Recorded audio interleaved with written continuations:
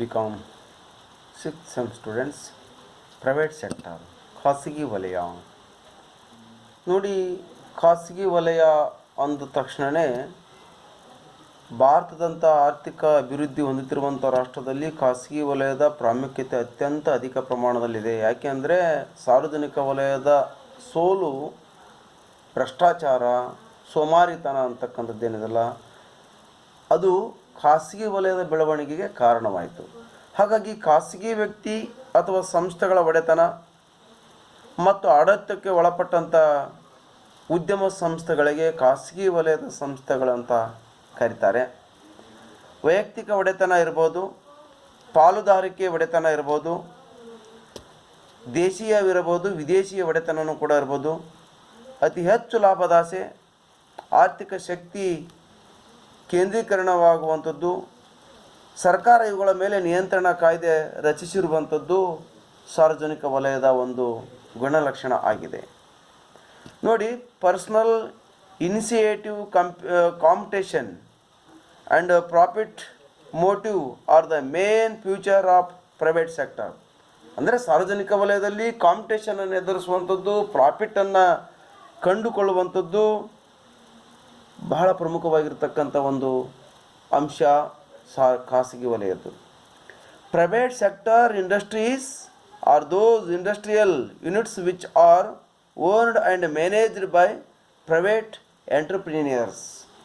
ಇಲ್ಲಿ ಸಾರ್ವಜನಿಕ ವಲಯಕ್ಕಿಂತ ಖಾಸಗಿ ವಲಯದ ಪ್ರಭಾವಿತವಾಗಿರ್ತಕ್ಕಂಥದ್ದಾಗಿ ಅಲ್ಲಿ ವ್ಯಕ್ತಿಗಳ ಒಡೆತನ ಅಥವಾ ವ್ಯಕ್ತಿಗಳ ವ್ಯವಸ್ಥಾಪನೆ, ಪಾಲುದಾರಿಕೆ ವ್ಯವಸ್ಥಾಪನೆ ಅಂತಕ್ಕಂಥದ್ದು ಕೂಡ ಇರುತ್ತೆ.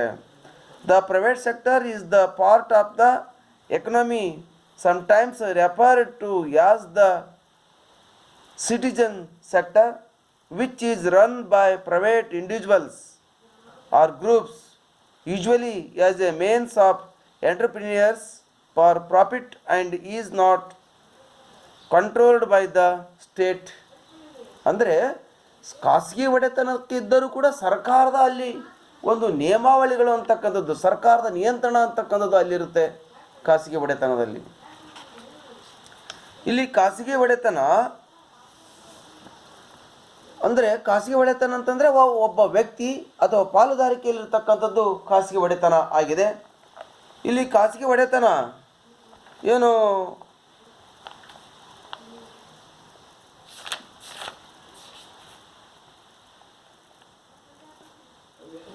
ಇಲ್ಲಿ ಸರ್ಕಾರ ಅವುಗಳನ್ನು ನಿಯಂತ್ರಿಸುವ ಕಾಯ್ದೆಗಳನ್ನು ಕೈಗೊಂಡಿರ್ತಕ್ಕಂಥದ್ದು.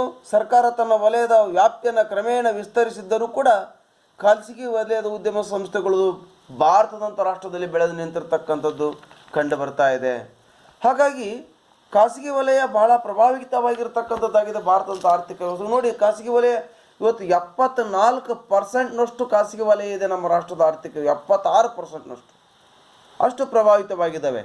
The main characteristics of private sector are private ownership and management, personal initiative and profit motive. ನೋಡಿ, ಇಲ್ಲಿ ಪ್ರತ್ಯೇಕವಾಗಿ ಖಾಸಗಿಯ ಪ್ರಭುತ್ವ, ವ್ಯಕ್ತಿಯ ಆಡಳಿತಾತ್ಮಕ ವ್ಯವಸ್ಥೆ, ವ್ಯವಸ್ಥಾಪಕ ವ್ಯವಸ್ಥೆ ಅಂತಕ್ಕಂಥದ್ದು ಇರುತ್ತೆ. Private sector industries can be largely grouped into 3 kinds. ಖಾಸಗಿ ವಲಯದ 3 ರೀತಿಯಾಗಿರ್ತಕ್ಕಂಥ ಪ್ರಕಾರಗಳು ಕಂಡುಬರ್ತವೆ. ಅಂದರೆ organised large scale industry units, unorganised large scale industry units, small scale industry units, 3 ರೀತಿಯಾಗಿ ನಾವು ಹೇಳ್ಬೋದು.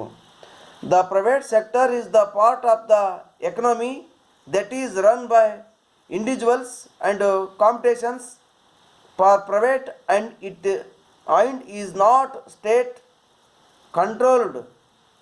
ಅಂದರೆ ಪೂರ್ಣ ಸರ್ಕಾರದ ಒಡೆತನದಲ್ಲಿ ಅಥವಾ ನಿಯಂತ್ರಣದಲ್ಲಿ ಇರೋದಲ್ಲ, ಖಾಸಗಿ ಒಡೆತನದಲ್ಲಿರ್ತದ, ಆದರೆ ಸರ್ಕಾರದ ನಿಯಮಾವಳಿಗಳು ಇರುವಂಥದ್ದು ಕಂಡು ಬರ್ತದ. Companies and corporations that are government run are part of what is known as the public sector, while charities and other non-profit organizations are part of the voluntary sector, ಅಲ್ಲಿ ವೈಯಕ್ತಿಕವಾಗಿ ಬಂಡವಾಳವನ್ನು ಹೂಡಿರ್ತಕ್ಕಂಥದ್ದು ಕಂಡುಬರ್ತದೆ ಖಾಸಗಿ ವಲಯದಲ್ಲಿ.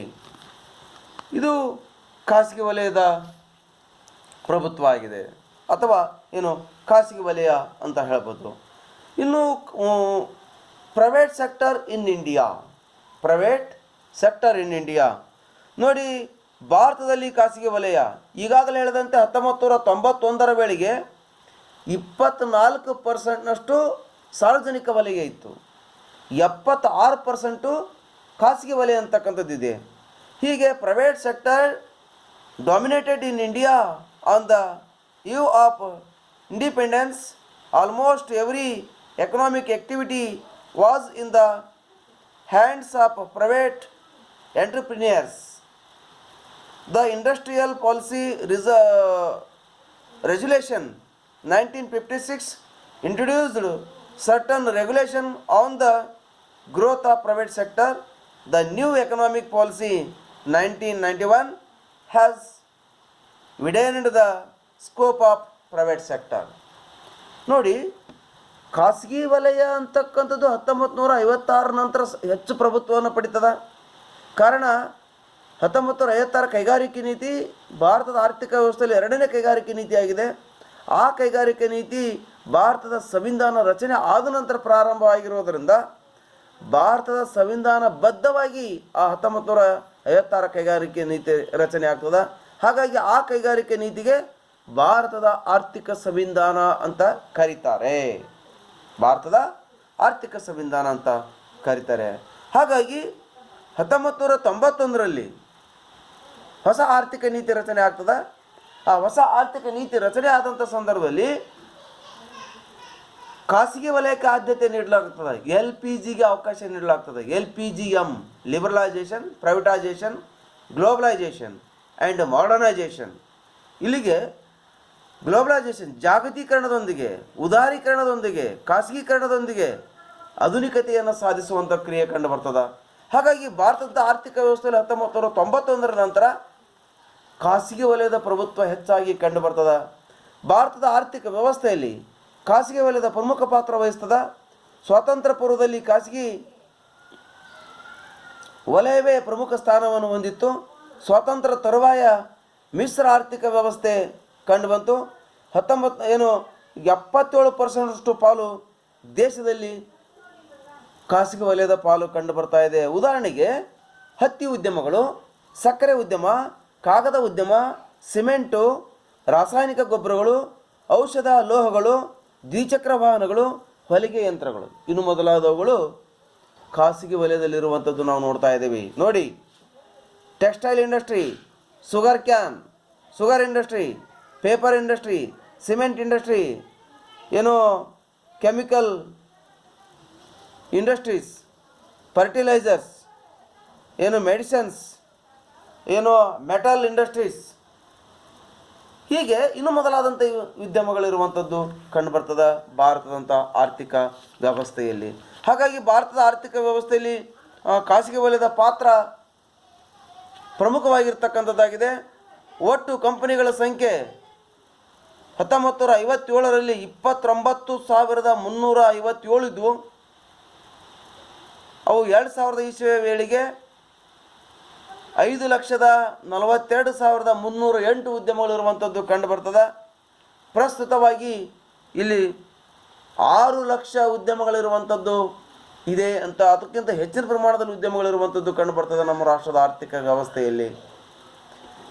ಅದು ಖಾಸಗಿ ವಲಯದ ಪ್ರಭುತ್ವ ಅಂತಕ್ಕಂಥದ್ದು ಭಾರತದ ಆರ್ಥಿಕ ವ್ಯವಸ್ಥೆಯಲ್ಲಿ ಹೇಗಿತ್ತು ಅಂತಕ್ಕಂಥದ್ದನ್ನು ನಾವು ನೋಡ್ಕೊಳ್ಬೋದು. ಸ್ವಲ್ಪ ಬುಕ್ಕನ್ನು ನೀವು ನೋಡಿದರೆ ಚೆನ್ನಾಗಿ ಇರುತ್ತೆ.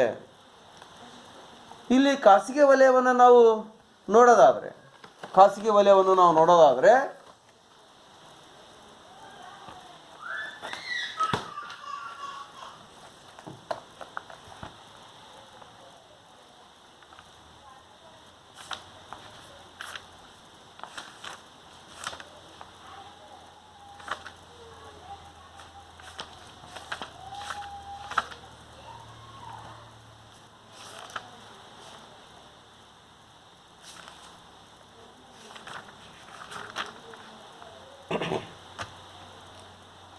ಇಲ್ಲಿ ಭಾರತದಲ್ಲಿ ಖಾಸಗಿ ವಲಯ ಪ್ರಮುಖವಾಗಿ ಬೆಳವಣಿಗೆ ಆಗಿರ್ತಕ್ಕಂಥದ್ದು ಕಂಡುಬರ್ತದೆ. ಖಾಸಗಿ ವಲಯದ ಕ್ಷೇತ್ರಗಳ ಪಾಲುಗಳನ್ನು ನಾವು ನೋಡ್ತಾ ಹೋದರೆ ಬೇರೆ ಬೇರೆ ಕಾಲಮಾನದಲ್ಲಿ ಬೇರೆ ಬೇರೆ ರೀತಿಯಾಗಿರುವಂಥದ್ದು ಕಂಡುಬರ್ತದೆ. ನೋಡಿ, ಕೃಷಿ, ಅರಣ್ಯ, ಮೀನುಗಾರಿಕೆಯಲ್ಲಿ ಖಾಸಗಿ ವಲಯ ಏನು 2,70,309 ಕೋಟಿ ರೂಪಾಯಿ ಬಂಡವಾಳವನ್ನು ಹೂಡಿರ್ತಕ್ಕಂಥದ್ದು. ಗಣಿಗಾರಿಕೆಯಲ್ಲಿ 3,863 ಕೋಟಿ ಬಂಡವಾಳ ಹೂಡಿರ್ತಕ್ಕಂಥದ್ದು. ತಯಾರಿಕೆ ವಸ್ತುಗಳಲ್ಲಿ 1,27,015 ಕೋಟಿ ರೂಪಾಯಿ ಬಂಡವಾಳವನ್ನು ಹೊಂದಿರುವಂಥದ್ದು. ಕಟ್ಟಡದ ರಚನೆಯಲ್ಲಿ 46,089 ಕೋಟಿ ರೂಪಾಯಿ ಬಂಡವಾಳವನ್ನು ಹೂಡಿರ್ತಕ್ಕಂಥದ್ದು. ವ್ಯಾಪಾರ ಮತ್ತು ಹೋಟೆಲ್ಗಳಲ್ಲಿ 1,58,797 ಕೋಟಿ ರೂಪಾಯಿ ಬಂಡವಾಳವನ್ನು ಹೂಡಿರ್ತಕ್ಕಂಥದ್ದು. ಹಾಗೆಯೇ ಸಾರಿಗೆ ಮತ್ತು ಸಂಪರ್ಕದಲ್ಲಿ 30,066 ಕೋಟಿ ರೂಪಾಯಿ ಬಂಡವಾಳವನ್ನು ಹೂಡಿರ್ತಕ್ಕಂಥದ್ದು ಕಂಡು ಬರ್ತಾ ಇದೆ. ಹೀಗೆ ಖಾಸಗಿ ವಲಯದ ಪಾಲು ಇರುವಂಥದ್ದು ಕಂಡು ಬರ್ತಾ ಇದೆ ಏನು ಭಾರತದ ಆರ್ಥಿಕ ವ್ಯವಸ್ಥೆಯಲ್ಲಿ. ಇಲ್ಲಿ ಖಾಸಗಿ ವಲಯದ ಬೆಳವಣಿಗೆ ವಿವಿಧ ರೀತಿಯಾಗಿರುವಂಥದ್ದಾಗಿದೆ. ಹಾಗಾಗಿ ಖಾಸಗಿ ವಲಯ ಭಾರತದಂಥ ಆರ್ಥಿಕ ವ್ಯವಸ್ಥೆಯಲ್ಲಿ 77% ಉತ್ಪಾದನೆಯನ್ನು ಮಾಡ್ತಾ ಇದೆ. ಉಳಿದಂತೆ 23%ಗಿಂತ ಕಡಿಮೆ ಪ್ರಮಾಣದಲ್ಲಿ ಸಾರ್ವಜನಿಕ ವಲಯದ ಪಾಲು ಇದೆ. ಹಾಗಾಗಿ ಭಾರತದ ಆರ್ಥಿಕ ವ್ಯವಸ್ಥೆಯ ಪ್ರಭುತ್ವ ಖಾಸಗಿ ವಲಯದ್ದಾಗಿದೆ ಅಂತ ನಾವು ಹೇಳಬಹುದು. ಇನ್ನು ನಾವು ಭಾರತದಲ್ಲಿ ಖಾಸಗಿ ವಲಯದ ಪಾತ್ರವನ್ನು ನಾವು ನೋಡೋದಾದರೆ ಅದನ್ನು ನೆಕ್ಸ್ಟ್ ಪೀರಿಯಡ್ ನೋಡೋಣ.